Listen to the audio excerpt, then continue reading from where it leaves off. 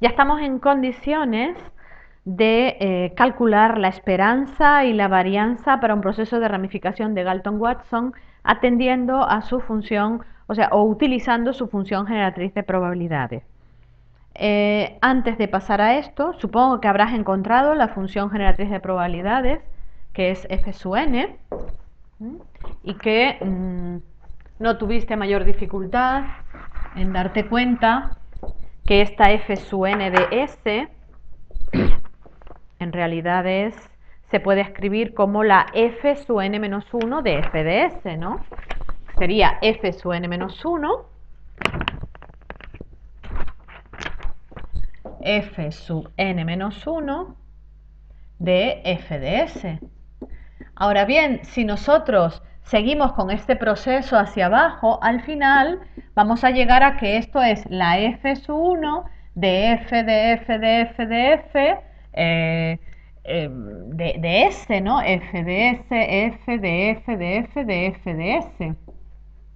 Y claro, lo que es importante es darnos cuenta que la distribución de probabilidad de la f sub 1 en realidad coincide con la distribución de la probabilidad de la x sub 1, que vuelve a ser f. Por tanto, siempre y cuando el número inicial z sub 0 de individuos,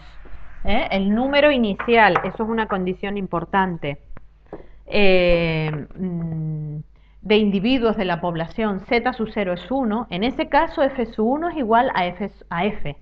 Por tanto, en ese caso podemos garantizar que la función generatriz de probabilidades de la z sub n va a ser la composición n veces de la f de s. ¿Ok?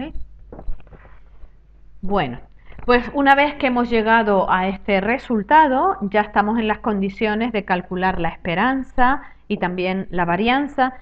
Quizás me estoy olvidando de la propiedad 3 de las funciones generatrices de probabilidad, que la tienes en tus apuntes, es la ecuación de Waltz, y lo que dice la ecuación de Waltz es que la esperanza de S sub n mayúscula era el producto de las esperanzas, de la esperanza de n por la esperanza de la x sub i, por ser las x sub i independientes. Es una propiedad que ya se ha estudiado en nuestros cursos, pero quería mencionarla porque la vamos a poder necesitar más adelante. Bien, una vez visto esto, ya estamos en las condiciones reales de calcular la esperanza de la z sub n y la varianza de la z sub n, simplemente aplicando lo que sabemos, que la esperanza de z sub n es la primera derivada de la f sub n de s en el punto 1, y entonces nos queda que la esperanza de z sub n va a ser la esperanza de x por la esperanza de z sub n menos 1, y esto, si continuamos el proceso, y dado que estamos partiendo de la suposición de que z sub 0 es 1, o sea, de que el número de individuos iniciales de la población es 1, esto va a poderse escribir como la esperanza de x elevado a n, donde x era la variable aleatoria de la descendencia. Y como esta esperanza, bueno, no sé si lo hemos hecho todavía, pero lo hacemos. O sea, si suponemos que las variables aleatorias x sub i, todas eran idénticamente distribuidas e independientes con una variable aleatoria x, vamos a denotar mu a la esperanza de esta variable aleatoria, y vamos a denotar por sigma al cuadrado a la varianza de esta variable aleatoria. Con estas condiciones, ahora sí que podemos decir que esto es mu elevado a n, ¿de acuerdo? O sea que la esperanza del número esperado de individuos que hay en la etapa enésima va a ser el número medio esperado de descendientes que va a tener cada individuo de esta población elevado a n, ¿de acuerdo?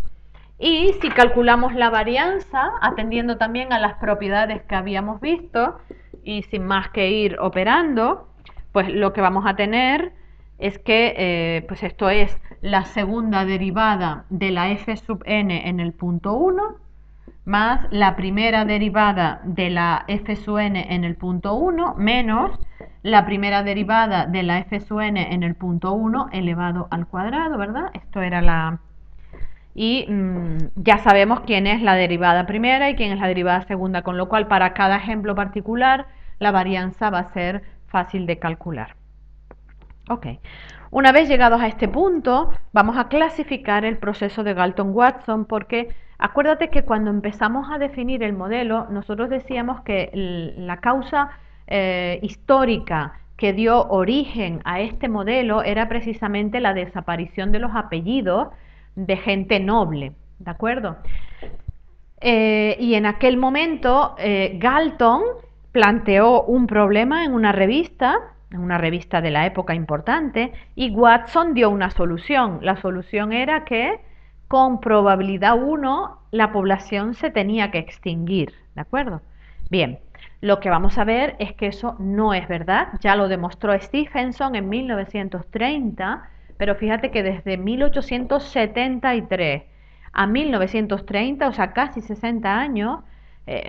todos nos hemos creído que con probabilidad 1 esta población se extinguía. Sin embargo, dependiendo de cómo sea este valor mu, la población se extinguirá o no. Y vamos a ver qué ocurre en el caso en que no se extingue. Bien, entonces la clasificación del proceso de Galton-Watson precisamente tiene que ver con este valor mu, que es la esperanza, que es el número medio de descendientes que tiene cada uno de los individuos de esta población. La clasificación es la siguiente. Si mu es menor que 1, entonces al proceso de ramificación lo vamos a llamar proceso de ramificación de Galton-Watson subcrítico. En el caso en que mu es igual a 1, lo vamos a llamar proceso de ramificación de Galton-Watson crítico, y en el caso en que mu es mayor que 1, al proceso de ramificación lo vamos a llamar proceso de ramificación de Galton-Watson supercrítico. Por ir viendo hacia dónde nos dirigimos, simplemente quiero comentarte que en estas dos situaciones va a ser verdad lo que decía Watson, o sea, va a ser verdad que la población se extingue con probabilidad 1, A va a ser 1, lo que nosotros no vamos a llamar a la probabilidad de extinción la vamos a llamar Q, no la vamos a llamar A, pero por seguir con la misma notación que hemos usado hasta ahora, la de Galton. Pero en el caso supercrítico, nosotros vamos a encontrar que en esta situación la probabilidad de extinción va a ser menor que 1 y que por tanto la población no solamente se podrá extinguir, sino que va a poder pasar algo diferente. Esa cosa diferente que va a pasar y que lo vamos a demostrar es que la población va a explotar. O sea, si una población no se extingue, la otra posibilidad que le queda es que explote.